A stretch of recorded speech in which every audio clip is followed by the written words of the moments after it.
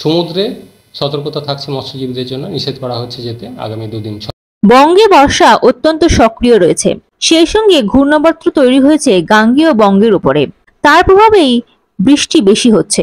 রবিবারও দক্ষিণবঙ্গের বিভিন্ন জেলায় বৃষ্টি হয়েছে। সকাল থেকেই আকাশ মেঘলা, মাঝে মধ্যে বৃষ্টিতে ভিজছে বিভিন্ন জেলা। তবে সোমবার থেকে দুর্যোগের দাপট কিছুটা কমবে। আবহাওয়া সংক্রান্ত কোনো সতর্কতা সোমবারের পর থেকে আপাতত আর জারি করা হয়নি। আলিপুর আবহাওয়া দপ্তরের রিপোর্ট অনুযায়ী নিম্নচাপের গতিমুখ উত্তর পশ্চিম দিকে। এর ফলে বৃষ্টিপাতের সম্ভাবনা রয়েছে সব জেলাগুলিতে। বেশি বৃষ্টিপাতের সম্ভাবনা রয়েছে পূর্ব মেদিনীপুর, ঝাড়গ্রাম, পুরুলিয়া, বাঁকুড়া এবং দক্ষিণ 24 পরগনায়। এই বিষয়ে আলিপুর আবহাওয়া দপ্তরের পক্ষ থেকে কি সতর্কবার্তা দেওয়া হলো শুনে নেব। একটা নিম্নচাপ তৈরি হয়েছে দক্ষিণবঙ্গের উপরে, যেটা প্রত্যাশিত গতি অভিমুখ পশ্চিম উত্তর পশ্চিমের দিকে, অর্থাৎ ছত্তিশগড়, ঝাড়খণ্ডের দিকে আগামী 2-3 দিনে ধীরে ধীরে অগ্রসর হয়ে যাবে। এর প্রভাবে 6 থেকে 7 তারিখ দক্ষিণবঙ্গে বৃষ্টিপাত এর পরিমাণ কিছুটা বেশি থাকার সম্ভাবনা রয়েছে। বৃষ্টিপাতের সম্ভাবনা থাকছে সব জেলাগুলিতেই, কিছুটা বেশি থাকার সম্ভাবনা মেনলি পূর্ব পশ্চিম মেদিনীপুর, ঝাড়গ্রাম, দক্ষিণ 24 পরগনা, সেই সাথে পুরুলিয়া, বাঁকুড়া, হাওড়া, হুগলি, এই জেলাগুলোয় বৃষ্টিপাতের পরিমাণ বেশি থাকার সম্ভাবনা রয়েছে।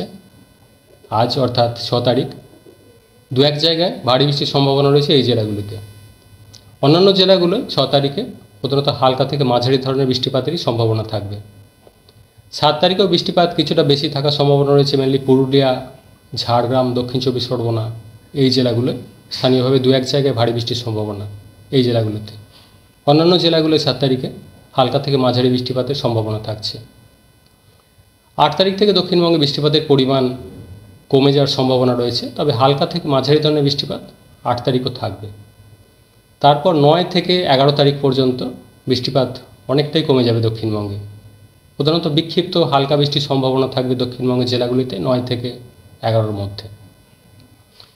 মৎস্যজীবীদের জন্য সমুদ্রে যেতে নিষেধ করা হয়েছে আগামী 2 দিন, অর্থাৎ 6 থেকে 7 তারিখ, যেহেতু সমুদ্রে দমকা হাওয়া থাকার কারণে এই নিম্নচাপের প্রভাবে। কলকাতা পার্শ্ববর্তী অঞ্চলের জন্য আগামী 2 দিন প্রধানত মেঘলা আকাশ, হালকা থেকে মাঝারি ধরনের বৃষ্টিপাতের কয়েক পশলা বৃষ্টিপাতের সম্ভাবনা রয়েছে। বৃষ্টিপাতের পরিমাণ কলকাতার ক্ষেত্রেও কমতে শুরু করবে মেনলি 8 তারিখ থেকে। তারপর 9 তারিখ থেকে পরবর্তী কয়েকদিন বিক্ষিপ্ত ভাবে বৃষ্টিপাত হালকা ধরনের থাকার সম্ভাবনা থাকবে। উত্তরবঙ্গের জন্য মেনলি বৃষ্টিপাত আগামী 2 দিন প্রধানত হালকা থেকে মাঝারি ধরনের বৃষ্টিপাতের সম্ভাবনা রয়েছে উত্তরবঙ্গের জেলাগুলিতে। 8 থেকে 10 তারিখের মধ্যে কিছুটা বাড়ার সম্ভাবনা রয়েছে মেনলি উত্তরবঙ্গের উত্তরের জেলাগুলো, বিশেষ করে দার্জিলিং, কালিম্পং, জলপাইগুড়ি, আলিপুরদুয়ার, এই জেলাগুলোয় 8 থেকে 10 তারিখের মধ্যে 2-1 জায়গায় ভারী বৃষ্টির সম্ভাবনা থাকবে। অন্যান্য জেলাগুলোয় হালকা থেকে মাঝারি ধরনের বৃষ্টিপাতের সম্ভাবনা থাকবে উত্তরবঙ্গের জন্য।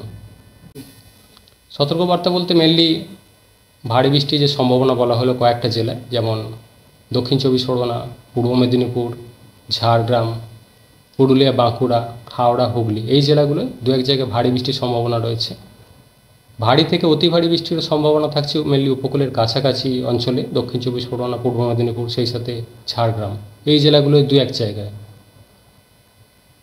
বজ্রবিদ্যুতের সম্ভাবনা রয়েছে আগামী 2 দিন।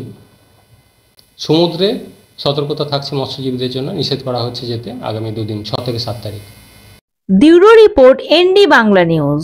সবার আগে সব খবর, সঠিক খবর পেতে ফেসবুক পেজটি ফলো করে এবং ইউটিউব চ্যানেলটি সাবস্ক্রাইব করে রাখুন আর শেয়ার করতে ভুলবেন না।